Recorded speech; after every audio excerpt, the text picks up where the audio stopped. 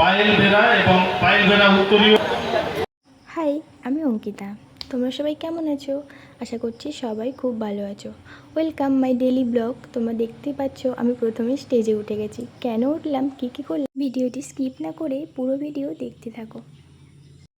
আজ দিনটি খুবই স্পেশাল, কারণ আমাদের এখানে এসেছিলেন পশ্চিমবঙ্গ সরকারের অর্থমন্ত্রী মাননীয় ডক্টর স্বপন দাশগুপ্ত মহাশয়। এই যে দেখতে পাচ্ছ চারিদিকে কত গাড়ি এবং কত লোকের সমাগম। তেনাকে সবাই মিলে স্বাগত জানাচ্ছে, তোমরা দেখতেই থাকো। সবাইকে আমি উলুধ্বনি দেওয়ার জন্য অনুরোধ জানাচ্ছি।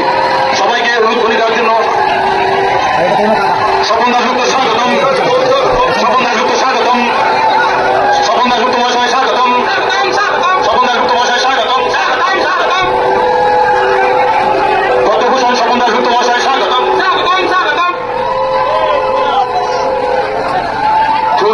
ফুল এবং নিয়ে যারা তিনি এতটা ভালো মনের মানুষ, সামনে থেকে না দেখলে বুঝতেই পারবে না। তারপরে তো তেনাকে সবাই মিলে পুষ্প দিয়ে বরণ করে নিচ্ছে। ধীরে ধীরে সবাই প্রবেশ করল মন্দিরে। তারপরে তো মন্দিরে প্রবেশ করেছেন এবং প্রদীপ ও মোমবাতি জ্বালিয়ে তিনি স্টেজে প্রবেশ করলেন। তারপরে তো চন্দন পরিয়ে বরণ করে নিলেন।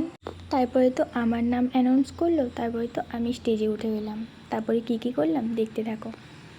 ব্যাচ ও উত্তরীয় পরিয়ে বরণ করে নিলাম। তারপর তো ধীরে ধীরে সবাইকে প্রণাম সেরে নেমে এলাম। ধীরে ধীরে সবাই তো ব্যাচ ও উত্তরীয় পরিয়ে বরণ করে নিলেন। তারপরে তো তেনাকে মুকুট ও ট্রফি দিলেন এবং তেনার সম্পর্কে কিছু স্মরণীয় কথা লিখে তেনাকে উপহার হিসেবে দিলেন ফ্রেমবন্দি করে। প্রণামের সময় তিনি মুখে হাসি নিয়ে প্রণাম করে দিলেন সাধারণ মানুষের কাছে তিনি কতটা আপন।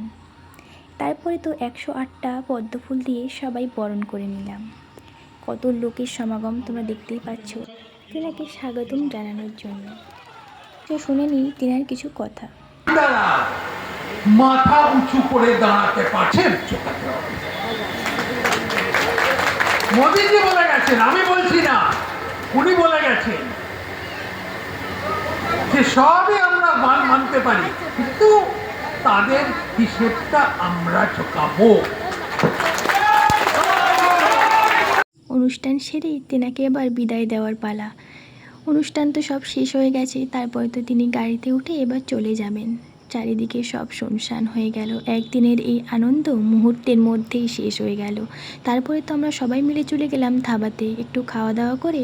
দেখা হচ্ছে নেক্সট ভিডিওতে। তোমরা সবাই ভালো থেকো, টাটা। দিনটি এখানেই।